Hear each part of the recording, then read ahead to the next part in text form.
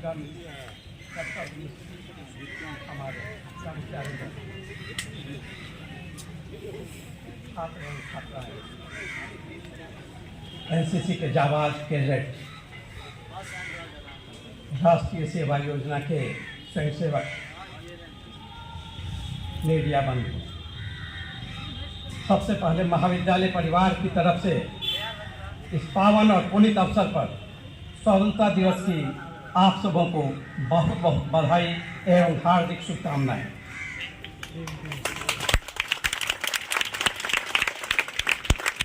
आज का दिन हम सभी भारतीयों के लिए गौरव का दिन है।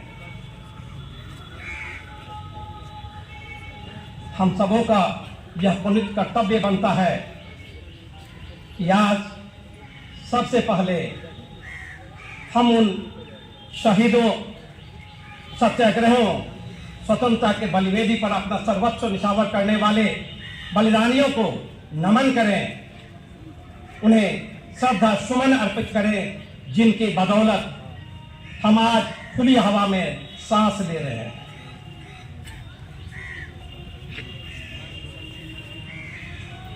आज इस स्वतंत्रता दिवस के अवसर पर महाविद्यालय प्रांगण में उपस्थित जनों में से अधिकांश स्वतंत्रता के बाद के क्षणों में उन्होंने जन्म लिया है। हमने नहीं देखा है स्वतंत्रता की बेड़ियों को, हम सिर्फ कल्पना कर सकते हैं। जो इतिहास हम जानते हैं, जो इतिहास हम पढ़ते हैं, उनके आधार पर हम सिर्फ अवलोकन कर सकते हैं। आज जिस खादी के वस्त्र को हम पहनते हैं, जिस खादी के टोपी को हमने सर पर धरा है, मात्र इसे धारण करने से ब्रिटिश हुकूमत के जरिए कितना अत्याचार उस पर हो रहा था कि आप इसे पहन नहीं सकते हैं, माथे पर ये खादी की टोपी आप लगा नहीं सकते हैं। अंदाज आप लगा सकते हैं कि कितनी क्रूरता थी। जिस वंदे मातरम का हमने उद्घोष किया है, जिस सरलता और सहजता से हम उद्घोष करते हैं आज, उस समय ये उद्घोष भी नहीं कर पा रहे। जब भी लोग इसका उद्घोष करते थे, उन्हें सलाखों के पीछे डाल दिया जाता था। इनकलाब जिंदाबाद, ये नारा हर भारतीयों की जुबान पर था। इस पर भी प्रतिबंध था। एक ध्वजधारी जब इनकलाब जिंदाबाद का नारा लगाता था, तो ब्रिटिश हुकूमत के जरिए उस पर लाठियों और गोलियों की बौछार होती थी। लेकिन जब तक वह गिरता, दूसरा ध्वजधारी उस ध्वज को धारण कर लेता था, और इस तरह तीसरा, चौथा, अंतिम पायदान पर रखे ध्वजधारी झंडे को कभी गिरने नहीं देते थे। हम कल्पना कर सकते हैं कि हमारे सत्याग्रहियों ने, हमारे पूर्वजों ने कितने कष्ट सहे, कितनी यातनाएं सही, और तब जाके आज हम स्वतंत्र भारत में निवास करने वाले नागरिक कहलाते हैं। हमें याद रखना होगा, आज का दिन हम सभी भारतवासी के लिए राष्ट्र के प्रति समर्पित होने का दिन है। आज का दिन उन बलिदानियों को याद करने का दिन है, जिनके बदौलत हम आज आजादी का जश्न मना पा रहे हैं। स्वाधीनता और सत्ता उत्तरदायित्व मांगती है। जब जब राष्ट्र विकास करता है, असंतोष भी लोगों में होता है। इस असंतोष को हम इस भावना से देखेंगे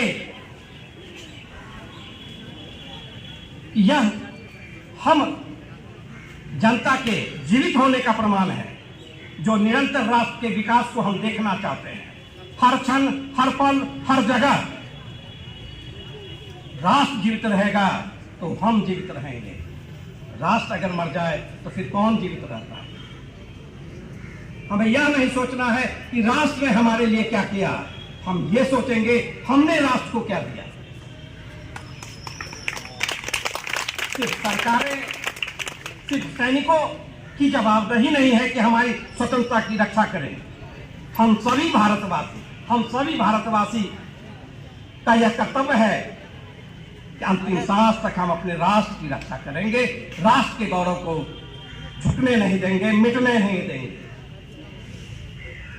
सुना होगा आपने, विजयी विश्व तिरंगा प्यारा, झंडा ऊंचा रहे हमारा।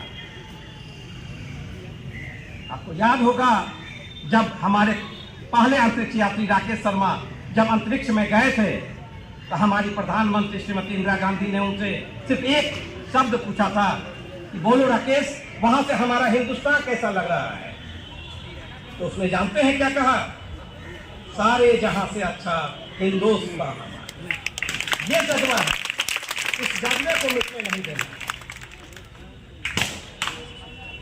गोरेलाल मेहता महाविद्यालय निरंतर अपने कर्तव्य पथ पर अड़े हैं। महाविद्यालय परिवार ने शैक्षणिक जगत में अपनी नई मिसाल कायम की है। स्थिति यह है कि अब पूर्णिया विश्वविद्यालय में कहीं भी कुछ होता है तो पहला नाम अपना गोरेलाल मेहता महाविद्यालय का आता है।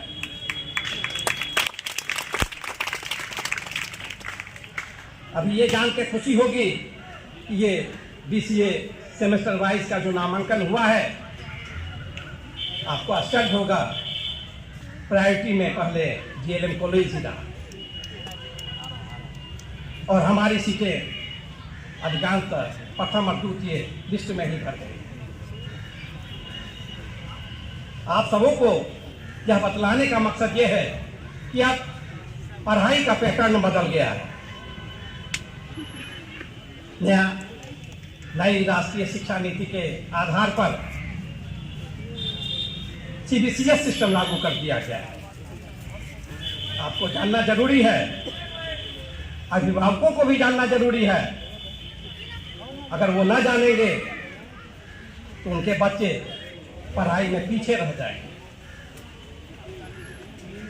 अब स्थिति ये हो गई है, बिना 75% अटेंडेंस के आपको फॉर्म भरने का अधिकार नहीं होगा। महामहिम के आदेशानुसार, राज्य सरकार के निर्देशानुसार, विश्वविद्यालय के द्वारा निर्देश के अनुसार महाविद्यालय प्रतिबद्ध है और वैसी स्थिति में हमने छात्रों को सजग करने के लिए प्रत्येक छात्र के मोबाइल नंबर पर SMS भेजा है। महाविद्यालय हर स्तर पर अपने छात्रों को सारी सुविधाएं मुहैया कराने के लिए प्रतिबद्ध दिखता है और इसी कड़ी में हमारे जो IT सेल है, उन्होंने प्रत्येक छात्र के द्वारा जो मोबाइल नंबर दिया गया है एडमिशन में, उस पर बल्क में SMS गया हुआ है कि आप नियमित रूप से महाविद्यालय आए, अपने शिक्षकों को पहचानें और 75% अटेंडेंस पूरा करें। अन्यथा वैसी स्थिति में जब आपके 75% अटेंडेंस नहीं होंगे तो आप परीक्षा प्रपत्र नहीं भर पाएंगे। पहले एक साल में जैसे BA पार्ट 1 की परीक्षा होती थी, अब बदल चुका है, सिस्टम सेमेस्टर वाइज हो गया है। 3 महीना पर CIA का एग्जाम होगा आपका 30 नंबर का और 6 महीना पर सेमेस्टर का एग्जाम होगा जो 70 नंबर का। दोनों मिला के आपके डिवीजन क्लियर होंगे। तो ये बात अभिभावकों को भी समझना चाहिए कि अगर आप अपने बच्चों को घर से नहीं भेजेंगे पढ़ने के लिए तो वैसी स्थिति में न तो उनका अटेंडेंस पूरा होगा, न 3 महीने में जो CIA का एग्जाम होता है जिसमें उनको प्रेजेंटेशन करना है, असाइनमेंट बनाना है, वो सारी चीज़ें नहीं हो पाएंगी और नतीजा बच्चा उसी क्लास में रह जाएगा। फिर से वहीं से स्टार्ट करना होगा जहां हम खड़े थे।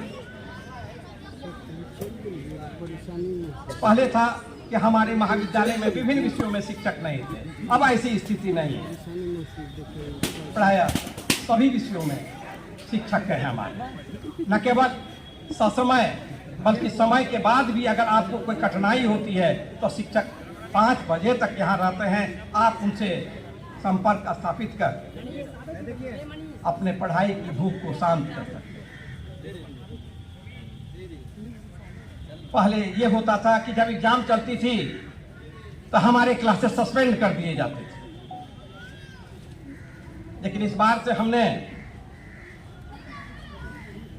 शिक्षकों के सहयोग से ऐसी स्थिति बनाई कि एग्जाम भी चलेंगे, क्लासेस भी होंगे। और सुबह के क्लासेस हमने स्टार्ट किए जहां बच्चे आए भी। अभी 2 महीने से काफी कठिन दौर गुजर रहा है विश्वविद्यालय का, महाविद्यालय का। एक तरफ इग्नू की परीक्षाएं चल रही हैं, दूसरी तरफ स्नातक की परीक्षाएं, प्रैक्टिकल चल रहा है। और वैसी स्थिति में भी जीएलएम कॉलेज ने पढ़ाई को सुनिश्चित करने के लिए, पढ़ाई को प्राथमिकता देने के लिए अपने क्लासेस स्टार्ट किए सुबह में। हमारे शिक्षक 6:30 बजे गाड़ी से आ जाते हैं, 7 बजे तक उपस्थित हो जाते हैं आपको पढ़ाने के लिए। आप समझ सकते हैं जो व्यक्ति 6:30 बजे 7 बजे यहाँ आता है वो कितने बजे चलता होगा, और 5 साढ़े 5 बजे जब एग्जाम समाप्त होती है तो 6 बजे यहाँ से निकलता होगा। आप समझ सकते हैं कि कितनी इतनी कठिनाइयों के बावजूद वो आपके लिए समर्पित है। तो आपका भी कर्तव्य बनता है कि ससमय क्लास में उपस्थित होकर उसकी भरपाई करें। हम चाहेंगे कि आप इस दिशा में सकारात्मक कदम उठाएंगे, और हम गोरेलाल मेहता महाविद्यालय के जितने छात्र हैं 75% के बदौलत रुके नहीं, ये हम आशा करते हैं। आपसे भी, आपके अभिभावकों से भी।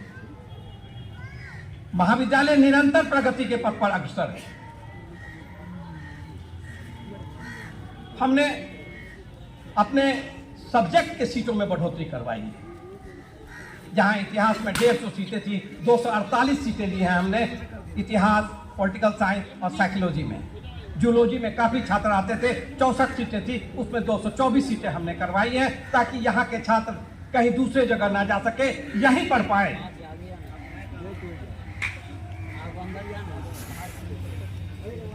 साथ ही साथ दूरस्थ शिक्षा के क्षेत्र में भी हमने कदम बढ़ाए हैं कि वैसे छात्र जो यहाँ आने से किसी कारणवश न आ पा रहे हैं लेकिन उनमें शिक्षा की ललक है, वो भी उच्च शिक्षा प्राप्त करते हैं। इसके लिए नालंदा खुला विश्वविद्यालय आपको बताते हुए हर्ष हो रहा है कि इन इग्नू का पहले स्टडी सेंटर खुलता है, देन एग्जामिनेशन सेंटर। लेकिन इग्नू के रीजनल डायरेक्टर बेग साहिब से हमने पर्सनली रिक्वेस्ट किया कि जब स्टडी सेंटर में अगर कुछ कागजी प्रावधान के आधार पर कुछ विलंब है तो हमें एग्जामिनेशन सेंटर तो आप दे ही सकते हैं। और उन्होंने हमारी बात को माना और पहली बार अनुमंडल में गोरेलाल मेहता महाविद्यालय में इग्नू का एग्जाम हुआ। हमारा कोड 86,000 फिक्स कर दिया। ये बहुत बड़ी बात। हमने देखा कि जो परीक्षार्थी इग्नू में एग्जाम देने आए वो बाहर के नहीं थे, खुद लोकल हमारे ही बनमन की आसपास के थे, जो पूर्णिया केंद्रों पर, कटिहार केंद्रों पर एग्जाम देने जाते थे। भारी कठिनाइयों का सामना करना पड़ता था, खासकर गर्ल्स के लिए। यहाँ आने से उनके चेहरे पर जो खुशी देखी जा रही थी वो बयां हम नहीं कर सकते हैं। और हमारा लक्ष्य, महाविद्यालय का लक्ष्य हर आधार पर छात्र हित को साधना है। छात्र शक्ति राष्ट्र शक्ति।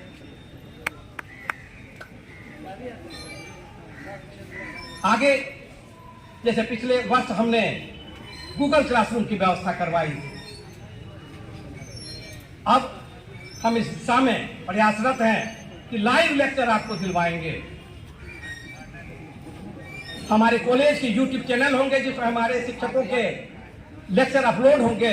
आप जहां भी रहेंगे, अगर कोई कठिनाई क्लास में नहीं समझ पाए तो आप घर बैठे उस लेक्चर को देखकर अपनी समस्याओं का, अपनी जो कठिनाइयां आपकी हैं, जो चीजें समझ में नहीं आ रही हैं, उन चीजों को आप घर बैठे सुलझा लेंगे। जो बड़े बड़े विश्वविद्यालयों में ये कार्य होता है, गोरेलाल मेहता महाविद्यालय परिवार के द्वारा इसकी ओर कदम बढ़ा दिया गया।